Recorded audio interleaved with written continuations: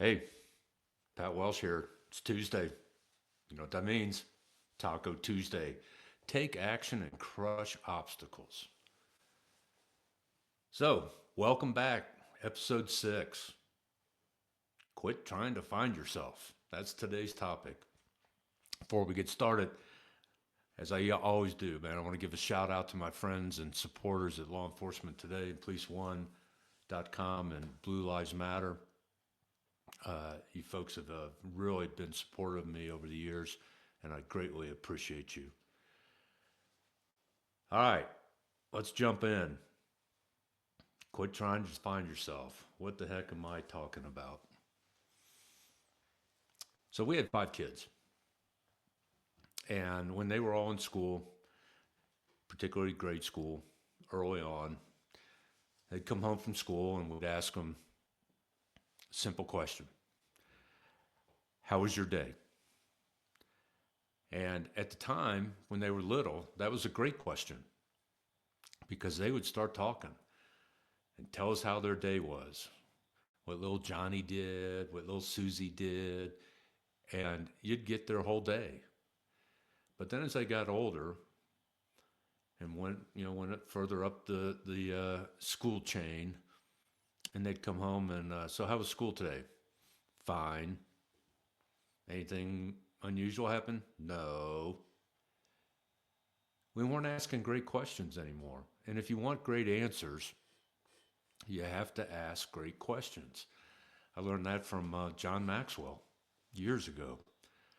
If you want great answers, you have to ask great questions. And the older we get, and as life goes on, we start asking a lot of questions. And they sound like really deep questions. What is the meaning of life?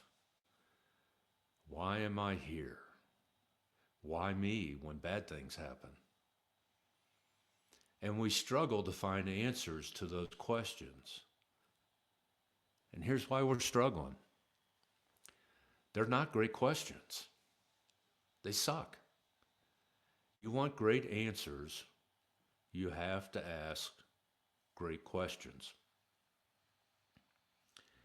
And over the years of the trying to find myself over decades, I've come to realize, and that means I have come to believe, and I have come to experience this simple truth: God is my creator and the architect of my life and for my life. There's an Old Testament scripture that says God knew me. That means he loved. The word that translated means love. He knew me before I was formed in my mother's womb. And he consecrated me. That means he had a purpose for me before I was born. That's my answer. Because I learned to ask the question, what is the purpose in my life for which God created me? And I've also learned that it's not a one time answer, that over a period of your entire life, you're learning what your purpose is that God created you for. And I like to call these learning experiences. We all have them if you actually sit down and look for them and ask, what am I meant to learn from this? Um, these experiences, I call them holy moments, God moments, whatever you want to call them. Sometimes they're dramatic. I remember one very, very dramatic one when I was a young police officer in 1986, still on probation.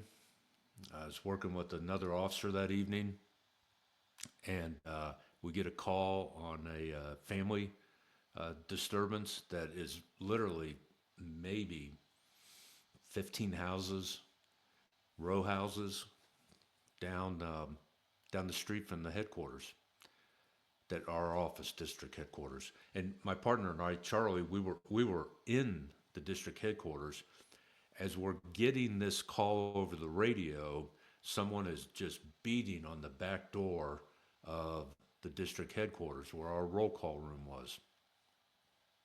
And it's the mother of the house of where we're going to.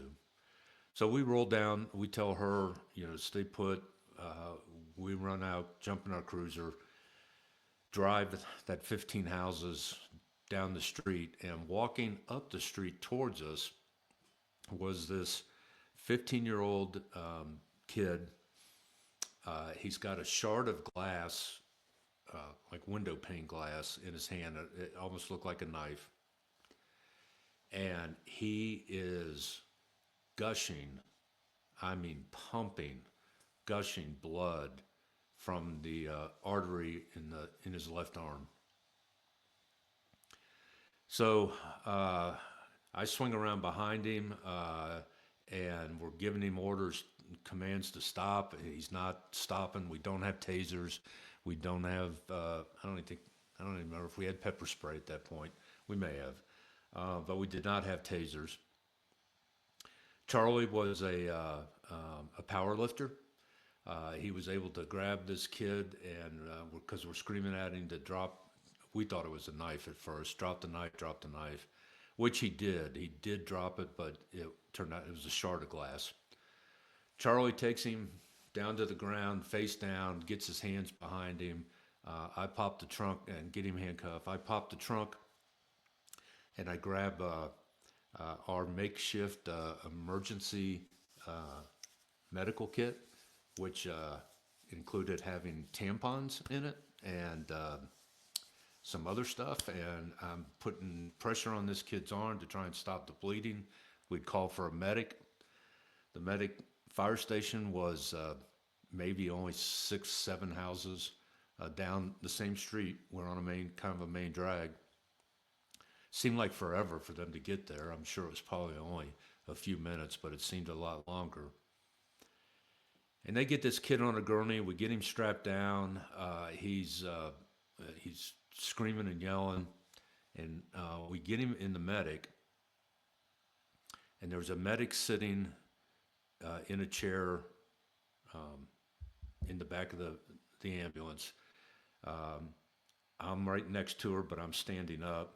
Charlie is, with all his weight, is holding this kid's legs down on the gurney, and the kid is doing leg lifts. I mean, just lifting Charlie off the gurney. I'm standing there. His right arm is the one that he had cut. He had punched out a window. That's how he severed his arm. And I'm putting pressure with a towel on it, and then this kid starts growling like a dog, literally just growling like a dog, takes the sheet of the gurney in his mouth, and he starts shredding it.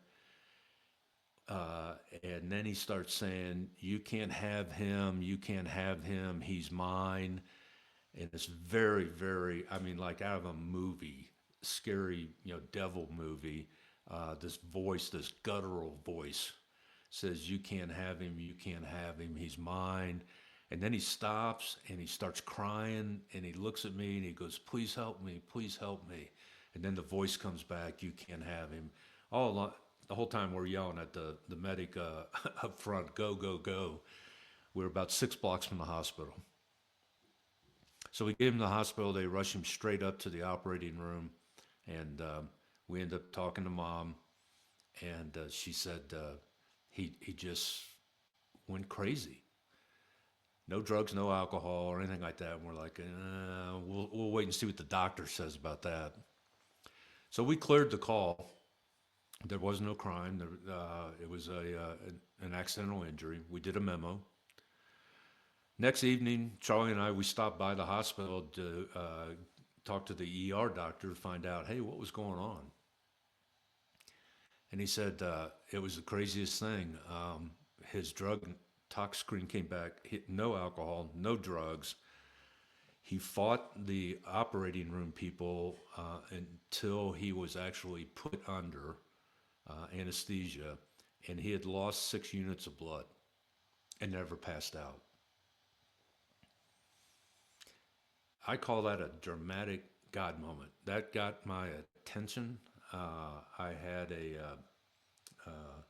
rosary in my pocket that I always carried with me, and I'm like, you know what? Maybe I ought to start having a little bit more prayerful life, because that scared me. That was a very dramatic moment. But not all God moments are dramatic like that. You can have God moments that are, for lack of a better term, they're a miracle. And I had one of those. It was 2002 ish. My wife called me on my cell phone. I'm literally, when she called, I just handcuffed a guy I took out of a stolen car and was putting him in my cruiser. I was a sergeant at the time, and I'm sorry, I was a lieutenant at the time. So I called for a crew to come get my prisoner. I called my wife back, and she says, "Come get me. Um, I'm in so much pain I can't even stand up straight." So I go up, run lights and siren up to our house. It's probably 15, 16 miles away. And my wife's out on the driveway. I get her in my cruiser and I get her to the hospital. I take her straight to the ambulance bay, not to the front walk in area. I knew the code for the door for the ambulance bay. Get her in there. First nurse I see is married to another police officer, lived up in our neighborhood. So and their initial thoughts were she's got kidney stones. Well, it wasn't kidney stones. The final diagnosis is it was ovarian cancer. They admitted her to the oncology ward, and we had to wait for a oncology doctor that specialized in ovarian cancer to come see us. So that doctor comes eventually later on, because this happened about 2 o'clock in the morning. Comes in about 9ish. Marilyn, my wife's personal doctor, who I went to high school with back in the 70s, she comes and the doctor tells my wife, "You need to have surgery. I can't get you in for 3 days, so I'm going to send you home with pain management. Surgery may last about 4 hours. I'm going to have to do a complete hysterectomy. It appears that the cancer has spread, and we're going to may have to uh, retract or whatever. Take part of your colon and maybe part of your liver and some other organs." And the surgery should last about 4 hours. And then, honest to God, he said this: "That is if you survive the surgery." So, bombshell news. Uh, we had, little kids. Our youngest, I think at that point was uh, 6 or 7. Uh, had 3 daughters, 2 sons, so we had to tell the kids. So they released Marilyn from the hospital, take her home. She lasted less than 24 hours at home. The pain and she was starting to bleed. It was just intolerable. So I took her back to the hospital, and she was admitted to the oncology floor until they could get her in for the surgery. So the day of the surgery, my dad came up. He was a cancer survivor himself, and to be with me. My mom had passed the year before, and they told us they gave me one of these little things like you get at a restaurant that vibrates and lights up when your table's ready. So they gave me one of those, and they said, when if that goes off, just come up to the desk, and we'll be able to update you on what's going on. So I'm thinking it's going to be 4 hours. So we had run down. My dad and I ran down to a little restaurant at the or at the hotel, at the hospital. I get a salad, something out of whatever. We come back up. It's only been 45 minutes, and that little coaster thing starts vibrating. And as I'm walking up to the desk, I actually see the surgeon coming out of the surgical doors, and I'm thinking either she died on the table or they opened her up and it was nothing they could do and just closed her up. And the doctor takes me in to my dad into a little private consult room. He goes, "Got everything? Uh, Looking good." I said, "What about um, chemo, radiation?" "Nope, I don't think that's going to be necessary. We'll know once we get some test results back." Then he looked at his watch and he goes, "I got other patients to see, and she'll be here for a day or two, and then we'll send her home." And he gets up and leaves. So I'm in shock. Of course, I have a lot of questions. And so a day or two later, I was able to bring Marilyn home, and her personal doctor calls me on the phone, says, "Hey, you got a minute?" I said, "Yeah." She goes, "Did you get a chance to talk to the doctor in any detail about the surgery?" I said, "No." And I told her the story. I said, "It was almost like a hit and run." And she goes, "Well, let me tell you what happened. When you were first at the hospital and before I came in to see you and Marilyn that evening, that night, I looked at all the x-rays and everything, and Marilyn had multiple masses in her abdomen, um, and besides the masses on her ovaries.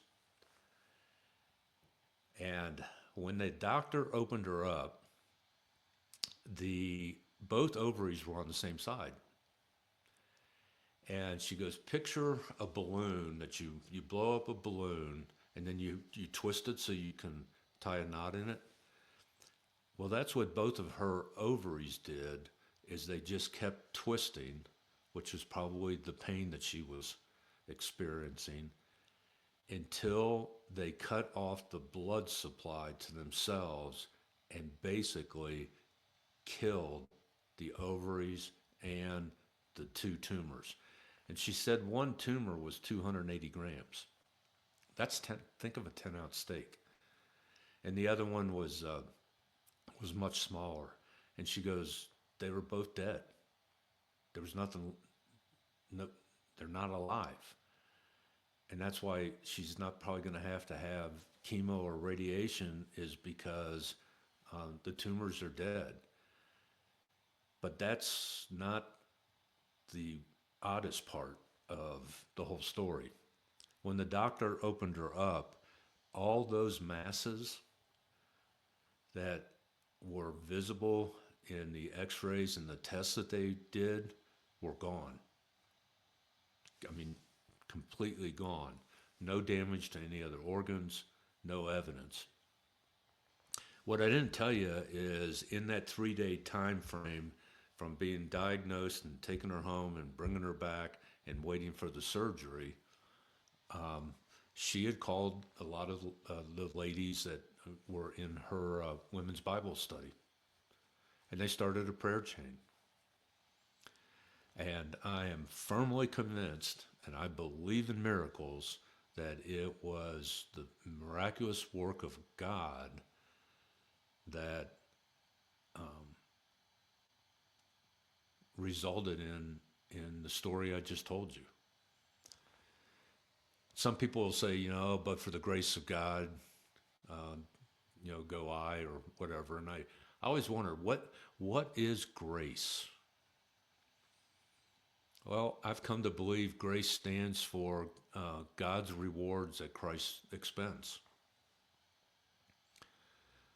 That her faith, my very little faith, I'm telling you, I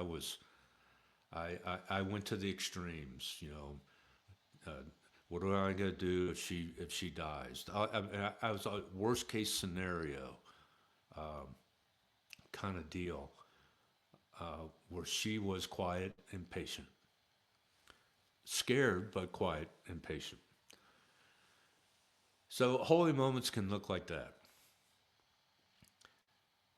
So here's my I don't know what I would like to call it. Insights, lessons learned, kind of a leadership, warrior servant mindset is be patient, listen for and search out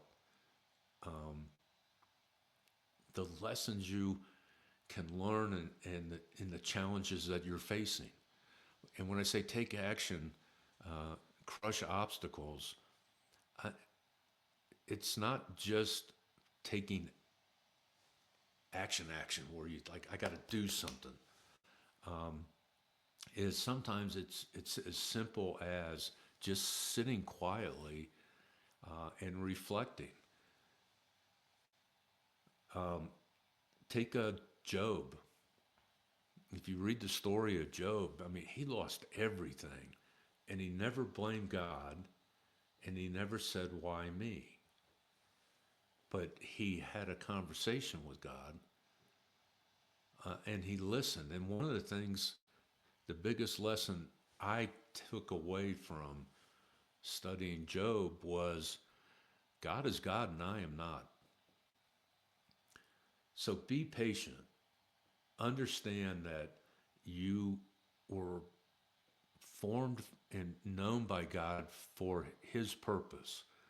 So if you want a great answer as to why me, what's the meaning of life, change that question to God, what is my purpose for which you created me?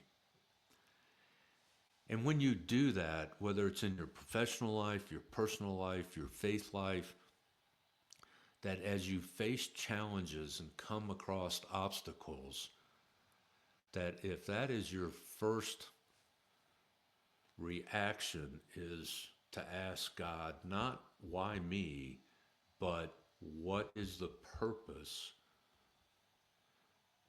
for me, which you created me to encounter this and overcome this obstacle. There's a great proverb that says this: commit your works to the Lord and your plans will be made known. And it's Proverbs 16. And that's the exact opposite of how we in our human existence have been raised, and how we think is I'll make my plans first and then I'll figure out how to work it out. And Proverbs says, no, commit the work, whatever that's going to be, commit the work, commit your energy, commit your focus, commit your talents, commit that first to God, and then your plans will be made known. So here's my challenge to you. What is your dream purpose in life for which you believe God has created you? Have you thought about it? Have you actually prayed about it? Talked to God about it? What is the dream purpose in life for which you believe God created you? And sometimes working through that is, what do you find challenging? What do you find rewarding that fulfills you as a person and brings you closer to God? And that's helpful in identifying what is God's purpose for you. I went to law school and became a lawyer because everybody said I'd be a great lawyer. I In high school, I actually thought, yeah, maybe I wanted to be a basketball coach and maybe teach high school. But I was prodded, I was encouraged, I was challenged by people. Hey, you're going to be a good lawyer. I, in our yearbook, I was voted most likely to be president. I wasn't even born in this country. I'm a naturalized citizen. I can't be president. I'm like, you all missed history class. Uh, but, I listened to other people as to what they thought I would be good at or what my calling in life would be. So, and that's backwards. What's holding you back from living the purpose that you believe God has for you? And those are the challenges and the obstacles. Sit down and write out, what are some holy moments you've had where as you look back on it, you can go, hey, I see the hand of God here. I see grace. I see God's rewards at Christ's expense. I see his blessings. I see his love. And use that as encouragement as you go through the tough times in life and the challenges in life. So, my final challenge, what are three things you're going to do to start creating holy moments in the lives of other people? That's the servant part. It's not about you. It's what are you doing to help create holy moments in the lives of others? So, Taco Tuesday, take action, crush obstacles. Appreciate you being here. Love you all. If you follow me on X, it's Pat Welsh JD. My email, pjwelshllc@gmail.com. You got questions, you want somebody to talk to, hit me up and subscribe to the podcast. And see you next week, Taco Tuesday. Thanks and love y'all. Bye.